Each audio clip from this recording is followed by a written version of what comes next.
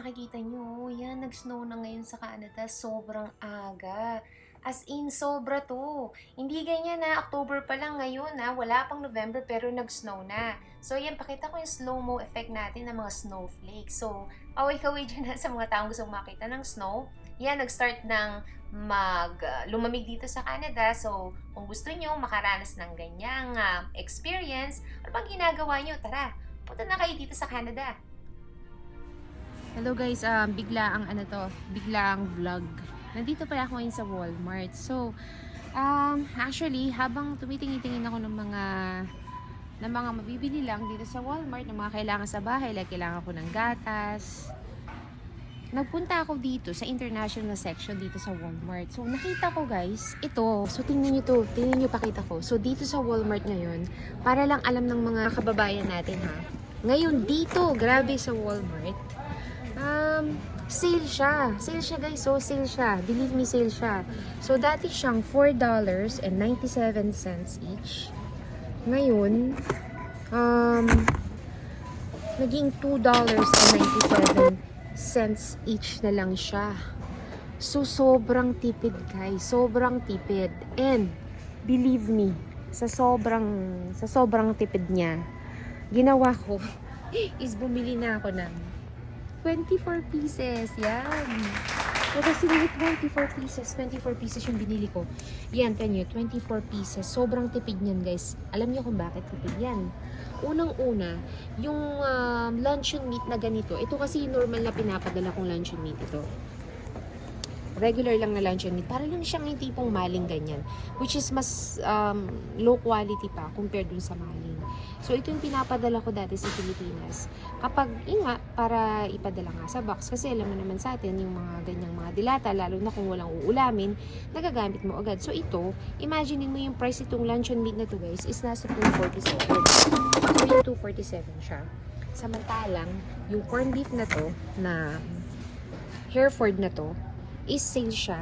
So, $2.97 lang. Diba? Ang konti ng difference. Imagine niyo guys. Ito, $2.97. Tapos, ito naman, $2.47. So, konting cents na lang yung difference. So, baka na pambibili ko. Binili ko na itong Hereford, diba? So, ito, binili ko na yung Hereford. So, yan, bumili ako ng 24 pieces ng Hereford corned beef.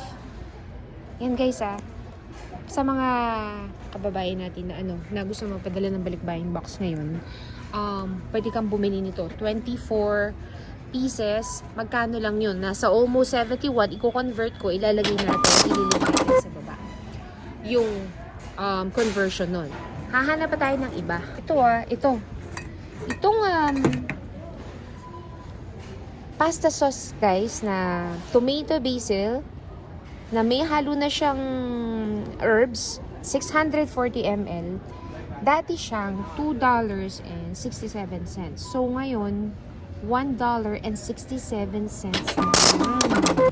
Yan guys, so sobrang tipid. Ang gandang ipadala nito sa box or pasalubong sa family natin sa Pilipinas. So, dahil sale yan, ginawa ko is bumili na ako ng 4. So, yan 4 guys, oh. 4 yung binili ko. So, $1.67 na lang siya. So, yan. Ang dami ko nang nabili. Ang ganda talaga dito sa Walmart lalo na pag nagse-sale sila. Maganda. Sobrang na-excite ako dun sa Hereford kasi mahal yun Hindi ko nga mabili yun. Hindi nga ako nakapaglagay ng ganun sa box na pinadala ko So, happy lang ako na nakakuha ko ng ganung klaseng corned beef. Kaya ako lang binili ng isang bagsakan yung isang Hereford guys. Kasi bihira bihira mag-sale ng ganung kamura. Imagine mo, hindi pa umabot ng $3. Well, almost $3 pero nasa $2.97 pa rin siya. Mura na, kaya tipid ka na, diba? So, binili ko na. Ito. Oh, may linguine. So, may linguine dito na pasta guys. So, tinan mo, 97 cents lang siya. Same lang din. 97 cents from $1.27. Grabe, mura na to. Pero wala na. Naubos na May 97 cents na lang, oh. Okay to. Linguine. So, kunin ko na to. $1.97 lang Sayang yan. Tapos, meron din yung mga ganito, yung mga penne, oh.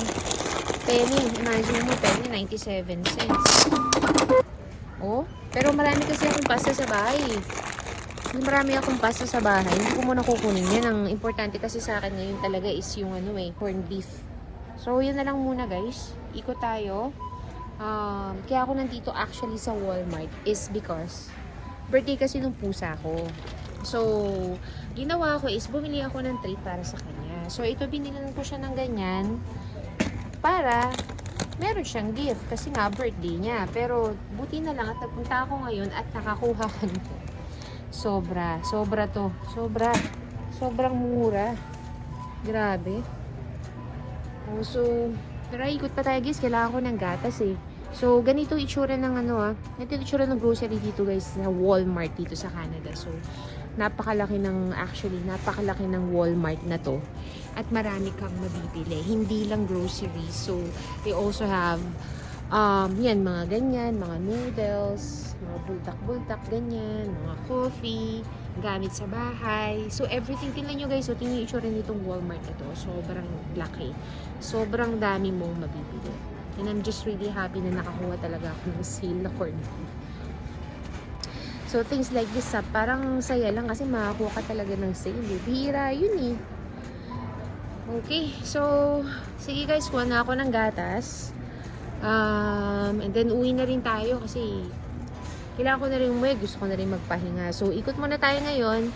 Pinapakita ko lang sa inyo kung anong itsura dito sa Walmart store. Walmart Superstore dito sa Canada. Yan. So, ganyan ang itsura. May mga gamit-gamit din dito. Like that. Yan. Okay na. Grabe talaga yung nakita kong sale na yun. Sobrang mura. Ito, dami ko nang nabili, oh. Dami ko talagang nabili, guys. So, minsan talaga, yung mga sale talaga, dito mo talaga yan makikisa sa Walmart.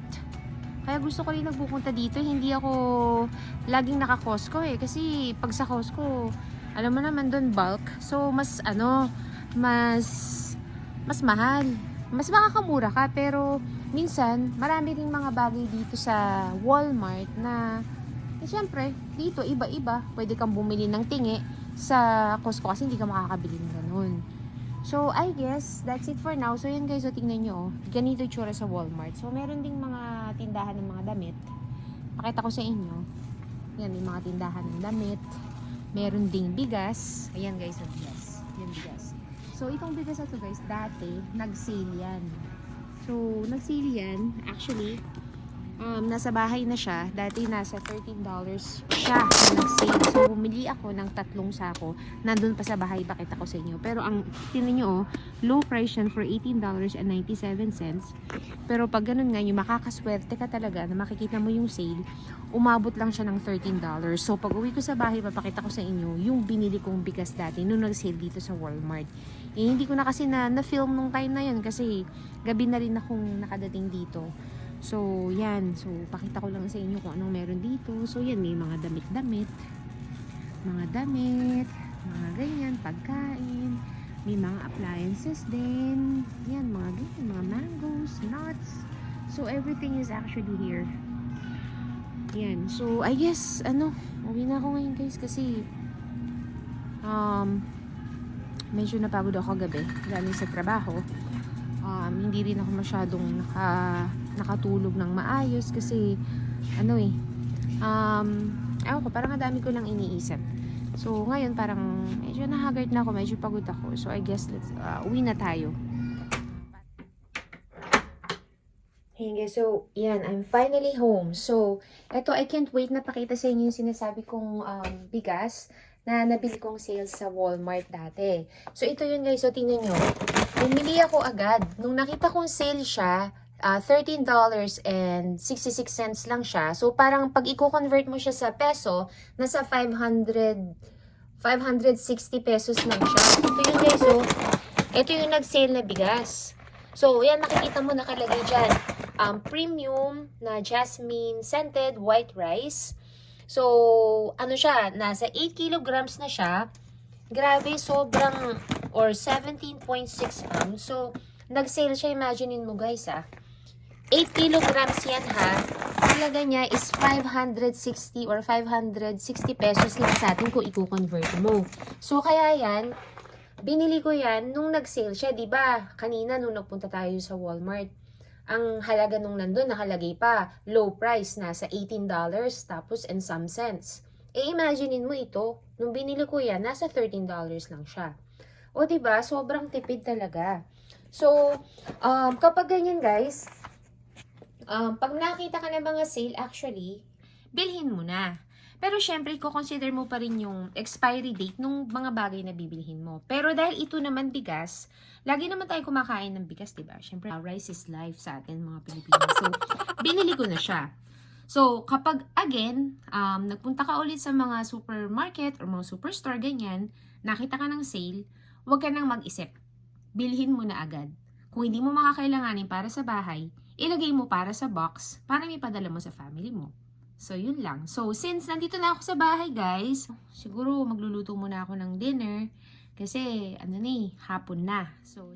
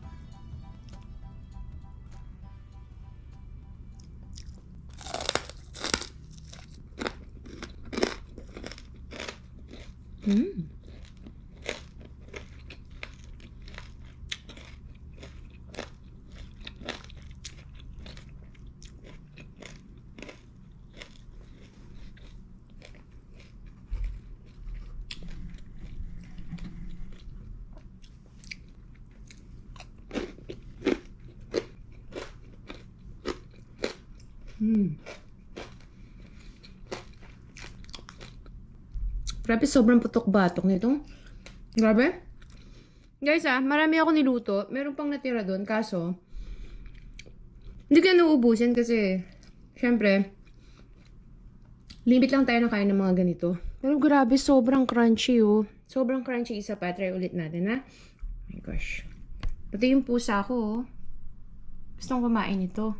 Gusto mo? Grabe, sobrang crunchy, sobrang sarap. Tama lang yung alat niya. Hindi siya ganun kaalat, pero grabe, ang sarap. Yan, tas may kanin. Siguro, kain na natin ang kanin yan.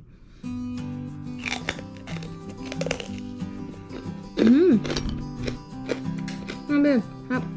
Amin natin kanin.